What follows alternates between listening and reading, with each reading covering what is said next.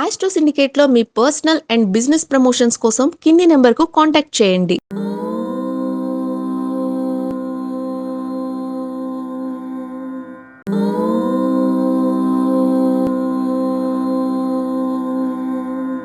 నమస్తే, నేను మీ Kiran Sharma. Welcome to Astro Syndicate. వారం మీకు షేర్ మార్కెట్ సమాచారం మీకోసం.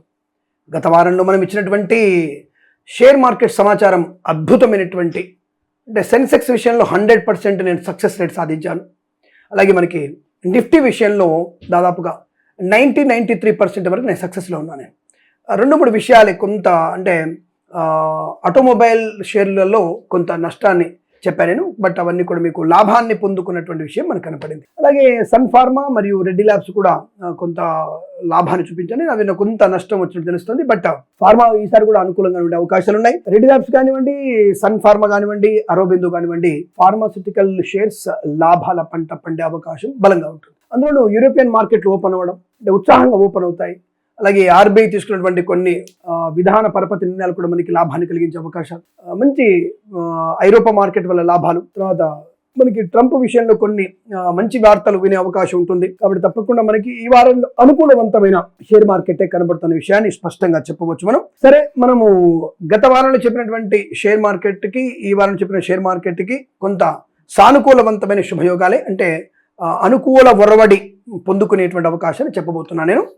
5th January to 9th January 2026 bank ఎలా ఉంటాయి షేర్స్ అని తెలుసుకునే విషయంలో, కెనరా బ్యాంక్ విషయంలో లాభాలు, స్టేట్ బ్యాంక్ ఆఫ్ ఇండియా అనుకూలత, ఎస్ బ్యాంక్ లో లాభము, హెచ్డిఎఫ్సి అనుకూలవంతమైన స్థితి, హెచ్ఎస్బిసి కూడా మీకు లాభాలు పొందుకునే అవకాశాలు ఉంటాయి. యాక్సిస్ బ్యాంక్ లో మొదటి 2 రోజులు కాస్త స్తబ్దుగా ఉన్న తర్వాత మీకు అద్భుతమైనటువంటి ఉపయోగాన్ని కలిగిస్తుంది. ఐసిఐసి బ్యాంక్ కూడా మొదటి 3 రోజులు చాలా స్పీడ్గా ఉండి తర్వాత 2 రోజులు కాస్త స్లో అయ్యే అవకాశాలు ఉన్నాయి. ఎల్ఐసి విషయంలో సానుకూలవంతమైన దృక్పథం కనబడుతోంది. తప్పకుండా ఈ షేర్స్ మీరు కొనుగోలు చేయవచ్చును, లాభాలు కూడా పొందుకునే అవకాశాలు ఉన్నాయి. ఇన్ఫ్రాస్ట్రక్చర్ వచ్చినప్పుడు టాటా స్టీల్ విషయంలో కానీ అనుకూలత బాగా కనబడుతోంది. భారతీ సిమెంట్స్ విషయంలో అనుకూలంగా ఉంటుంది. బజాజ్ విషయంలో కాస్త మనం అనుకూలవంతమైన ఫలితాలు కనబడుతున్నాయి. గత వారంలో కొంత ఇబ్బంది కనిపించినా ఈ వారంలో మీకు మంచి లాభాన్ని పొందుకునేటువంటి అవకాశం కనబడుతుంది. BHEL Bharat heavy electrical limited విషయంలో కానీ ఇతర ఈసీ కంపెనీ, కొత్త కంపెనీలో కూడా మీకు షేర్ మార్కెట్స్ లాభాలు పొందుకునే అవకాశం కనబడుతుంది. అందులో మీరు పెట్టుబడి ఖచ్చితంగా పెట్టవచ్చు,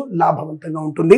అలాగే ఇక మనం ఐటీ సెక్టార్కి వచ్చినప్పుడు ఇన్ఫోసిస్, మహేంద్ర టెక్ మరియు టీసీఎస్ విషయంలో కాస్త ప్రారంభంలో చిన్న ఆటంకాలుండి స్లోగా మీకు పికప్ అయ్యే అవకాశం ఉంది. బట్ బుధవారం నుంచి షేర్స్ మీకు మంచి ఉధృతి కొనసాగే అవకాశం ఉంటుంది. బట్ ఇన్ఫోసిస్ మరియు మహేంద్ర టెక్ మహేంద్ర కూడా మీకు మంచి లాభాలు పొందుకునే అవకాశాలు బలంగా ఉన్నాయి. ఇక మైక్రోసాఫ్ట్ కొద్దిగా నిదానంగానే ఉంటుంది, బట్ లాభాలు పొందుకునే అవకాశాలు కనబడుతున్నాయి. హెచ్సిఎల్ టెక్నాలజీస్ చాలా అద్భుతమైనటువంటి లాభాలు పొందుకునే శుభమైన వారంగా చెప్పవచ్చు. ఇక మరి ఈసారి మరి మారుతి ఇవన్నీ కూడా ఎలా ఉన్నాయి అంటే, మారుతి కానివ్వండి, మారుతి సుజుకి, మహేంద్ర, అశోక్ లేలాండ్ ఇవి కూడా తప్పకుండా మనకి లాభాలు పొందుకునే అవకాశం కనబడుతున్నాయి. వారి యొక్క, అంటే ఆయా సంస్థల యొక్క లాభాన్ని మళ్ళీ ఇంకా ముందుకు తీసుకెళ్లే అవకాశం ఉంది, బలంగా కనబడుతుంది.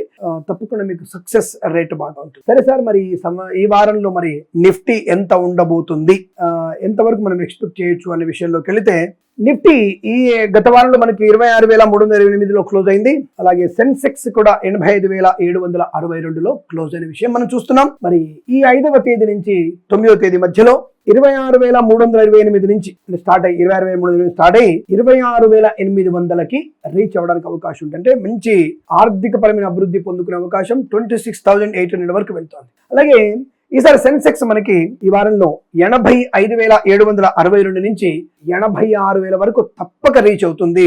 రెండవది 86,260 వరకు లేదా 86,470 వరకు కూడా రీచ్ అవ్వడం, అంటే హై రీచ్ కూడా అవకాశాలు ఎక్కువగా ఉన్నాయి.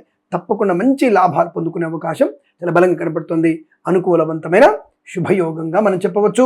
ఈ వారంలో కేవలం సోమవారం మధ్యాహ్నం కొంత, మంగళవారం ఉదయం సమయంలోను, గురువారం సాయంకాల సమయంలోను, అంటే క్లోజింగ్ టైంలో కొద్దిగా ఒడిదుడుకులు ఎక్కువగా ఉండి సెంటిమెంట్ వల్ల కొంత ఆర్థిక ఒడిదుడుకు ఉండి మేబీ 1,00,000 కోట్లు డౌన్ అయి మళ్ళీ వారాంతం కల్లా మళ్ళీ ఒక 5,00,000 కోట్ల ఆర్థిక సంపద, ముదుపర్ల సంపద అభివృద్ధి పొందుకునే అవకాశంగానే చెప్పబడుతుంది. తప్పకుండా మీరు షేర్ మార్కెట్లో ఈసారి అన్ని రాశుల వారు ఎక్సెప్ట్ కన్యా రాశి కూడా 7-8 తేదీలలో తప్ప మిగతా రోజులలో మంచి లాభాలు పొందుకోవచ్చు. మిగతా అన్ని రాశులు కూడా మేషము నుంచి మీనం వరకు అన్ని రాశుల వారు కూడా షేర్ మార్కెట్లో పెట్టుబడి పెట్టవచ్చు, లాభాలు పొందుకోవచ్చు.